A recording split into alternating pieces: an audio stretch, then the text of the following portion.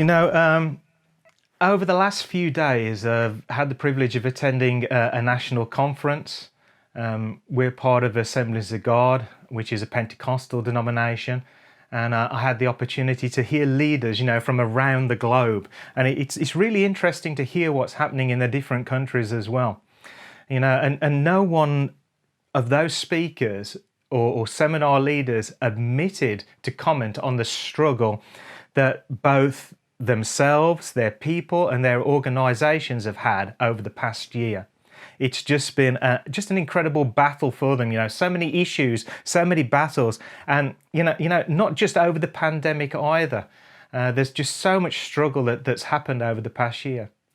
And on Friday, those of you that are reading along with us through the Bible, we reached Psalm 68, and we read in that between the lines, God talks about these kind of battles and how God's people sort of like respond to God and how God responds to his people through battles. Now, I'm sure you'd all agree that you've probably, some of you have just come through a battle, some of you are in the middle of a battle, and some of you are quite aware that you're probably going to go into a battle that's coming up. And we definitely can say that we're all in the middle of a battle in some ways because of the pandemic. But there's many other battles, isn't there? There's health battles, there's financial battles, there's tensions that happen in family battles, there's emotional battles, there's mind battles, and in parts of the world there really is physical battles going on, wars. And I'd like us just to turn to Deuteronomy 3, verse 21 and 22. It says this: "At that time I commanded Joshua," this is Moses speaking, "you have seen with your own eyes all the Lord your God has done to these two kings. The Lord will do the same to all the kingdoms over there where you are going. Do not be afraid of them. The Lord your God himself will fight for you." Like I said, in these two verses, we find that Moses is encouraging Joshua. Moses was about to hand on that leadership role, that position to Joshua. Joshua was going to be the guy in charge. He was going to be the guy where the buck stops.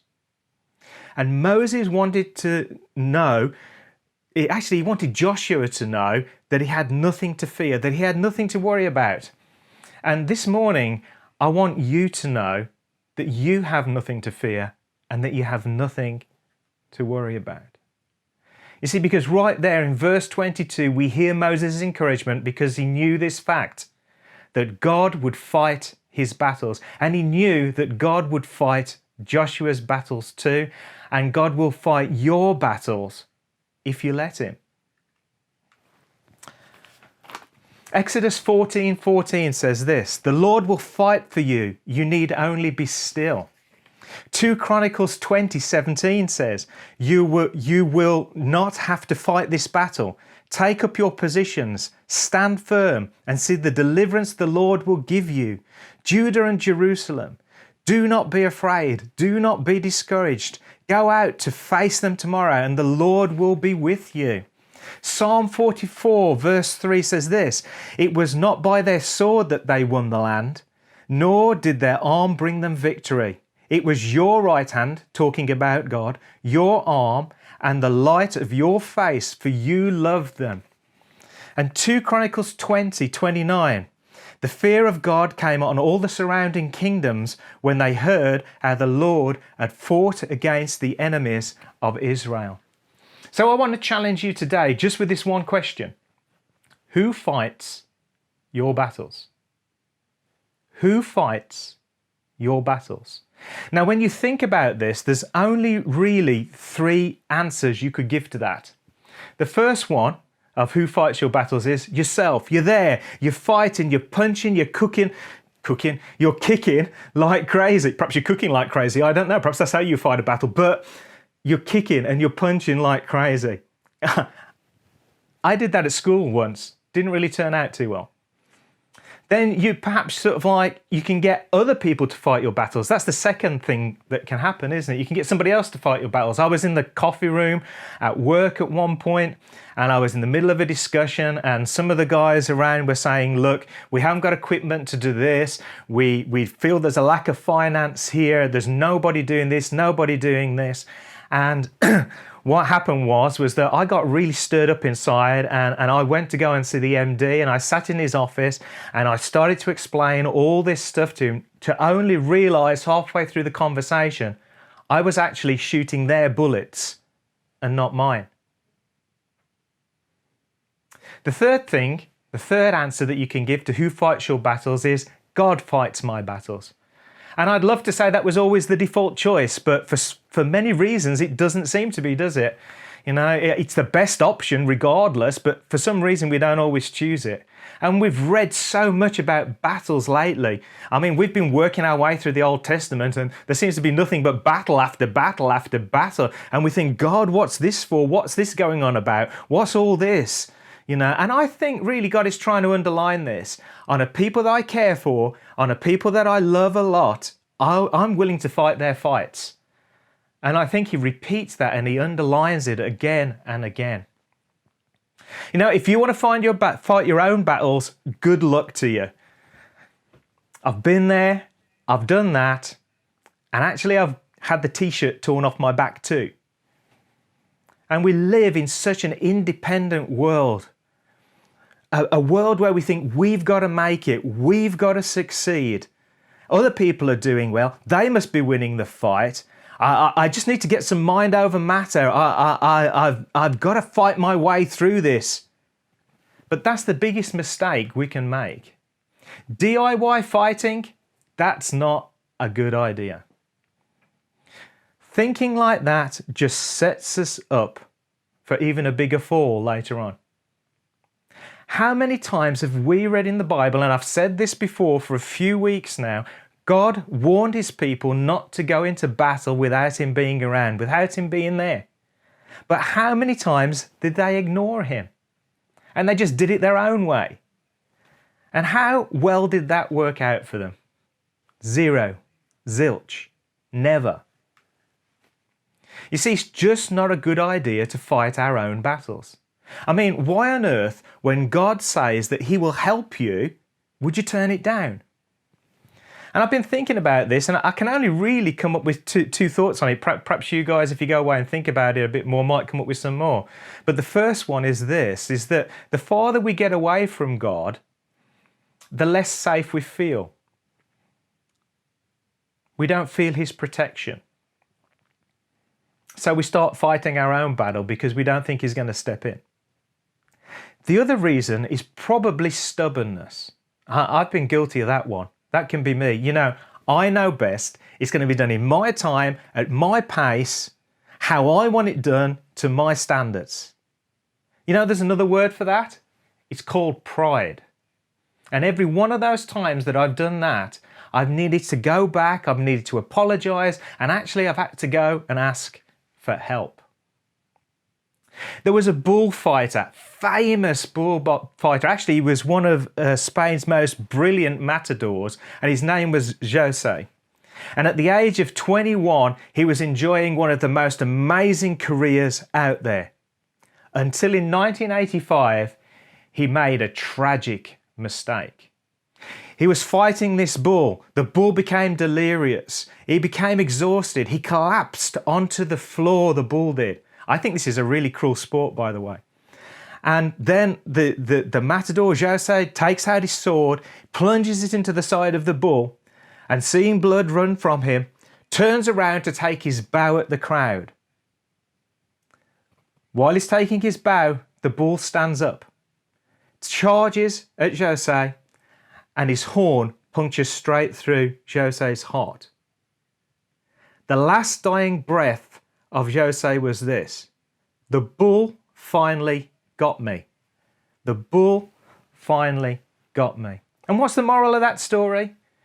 If you fight something that's bigger and stronger than you for long enough, sooner or later, you're going to lose. And I just wonder how many things and how many battles I've lost, how many things I've suffered through, or perhaps you've lost and you've suffered through, by not letting somebody that's bigger, better and stronger fight them. By letting God fight our battles. You know, some people are immensely lucky. I don't know, you know, they've got big brothers. And I said to you before, I've tried fighting by myself in the playground, you know. I wish I had got an older brother. I really wish I had an older brother then, because I would have said, I'm going to set my older brother on you. But I didn't have one. I heard this story once of an older and a younger brother, and the younger brother always used to get the older brother to fight his battles for him, to fight his, you know, those fisticuff playground fights.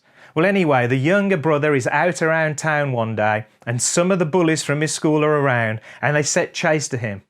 The younger brother runs like crazy back to his home, being followed by these bullies. Standing at the door there, behind a mesh screen, is his brother. As he approaches the door, the younger brother starts to feel a bit of relief. But then the older brother turns away, and as the younger brother tries the door, it doesn't open. Soon wiped the smile off his face. You see, it's not a great idea to let somebody else, another human, fight your battles for you. For starters, they're limited in what they can do. You know, we all try to do well. When I try to step in for somebody, I try to do it right. And I'm not saying we shouldn't try and step in for others. But we're human and we make mistakes and we let people down. Now, if somebody is risking their life or their protection on you, that's a massive risk to take, isn't it? Massive risk to take on somebody that could just let you down. When it's a life key decision, when it's a life point. Because as humans, we don't always get it right, no matter what our intentions are. And have you noticed sort of like the growth in the self-help market? It's still growing even today. Actually, I should imagine it's gone through the roof during the pandemic. You know, there's a book for every situation. If I read another book that gives me 7 habits to something, I don't know what I will do really. And if there's not a book, there's a pill. And if there's not a pill, there's a mantra. You know what? Relying on other stuff like that is like getting somebody else to fight your battles. Why are we so keen on going to the doctor or to the guru rather than God? Why don't we let God fight our battles? Why don't we let God fight our battles? Who's fighting your battle? Like I said, some are trying to fight it on their own. Some are trying to get others to fight the battle for them. And then there are still others, the third category, that let God fight their battles. In Jeremiah 32 verse 27, it says, "Behold, I am the God of all flesh. Is there anything which is too difficult for me?" There's that kid's song, isn't there? My God is so big, so strong and so mighty, there is nothing that he cannot do. Those are true words. God is big, God is mighty, God is strong, and God is capable of doing anything. And sometimes we lose that vision of him. In all the mess and all the fight that goes on around us, we forget how big and how mighty and how strong he is. So if you've got a sin problem, God is bigger. He can help. If you've got a family problem, God is bigger. He can help. If you've got a problem with discouragement or mindsets that always go off in the wrong way or anything like that, God is bigger, he can help. If you've got financial difficulties, God is bigger, he can help. If you have health issues, God is bigger, he can help. So my plea to you today, actually not just to you but to myself, because I'm speaking just as much to me here, is to come to God. Let him fight your battles. Let him fight my battles. He's wanting to, he's willing to. So why do we wait? Why don't we turn to him? Lord, help me to turn to you today, realizing that you're the fighter of battles. Wendy Naemer I think that's how you pronounce the name, might be Nabor, wrote these words. Defeat comes from looking back. Distraction comes from looking forward. Discouragement comes from looking down.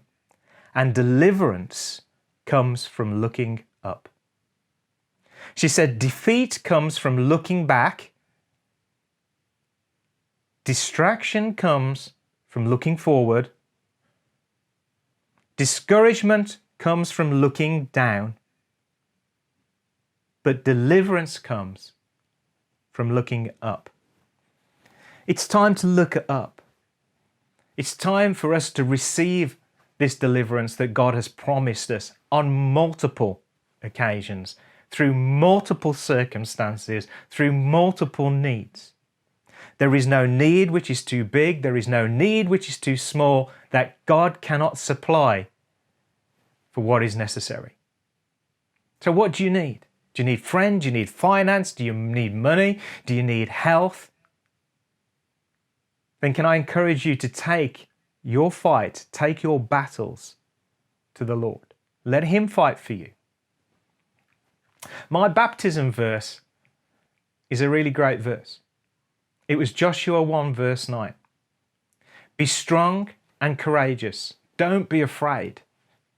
Do not be discouraged, for the Lord your God will be with you wherever you go. I just want to finish just by telling you just a bit of a story. I've had the privilege over the past few months of looking after a gorgeous little puppy called Winston. He's an amazing little dog. And over the past few 2-3 months or so, we've been able to go out and have walks. And he's been out on a training lead and he's been let loose and he runs out there and it's great to see him free. But often in our walks, you can see a little dot in the distance.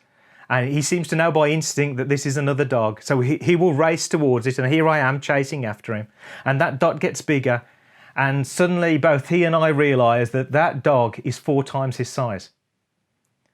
First he's yapping in glee, but when he realises the size of this other dog and the loudness of its woof, he darts behind me and looks to me for his protection. I'm not his species, but he knows that I care for him and that I love him and that I will stand in the way for him. Now, if a puppy can do that, why can't we do that with God?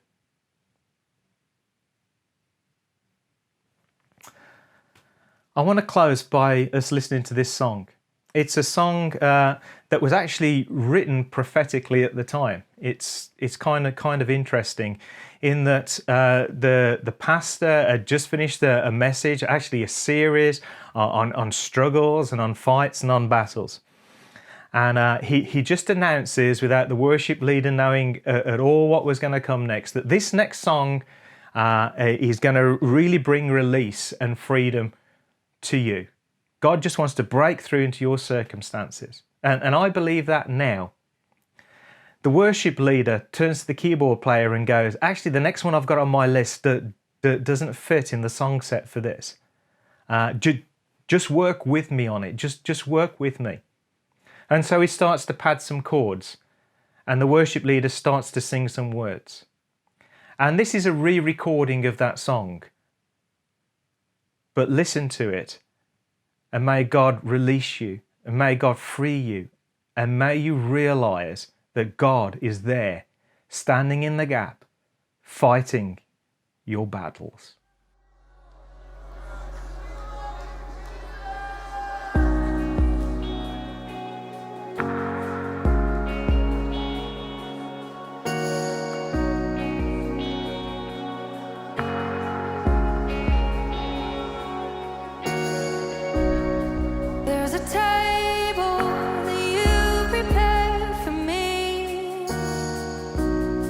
In the presence of my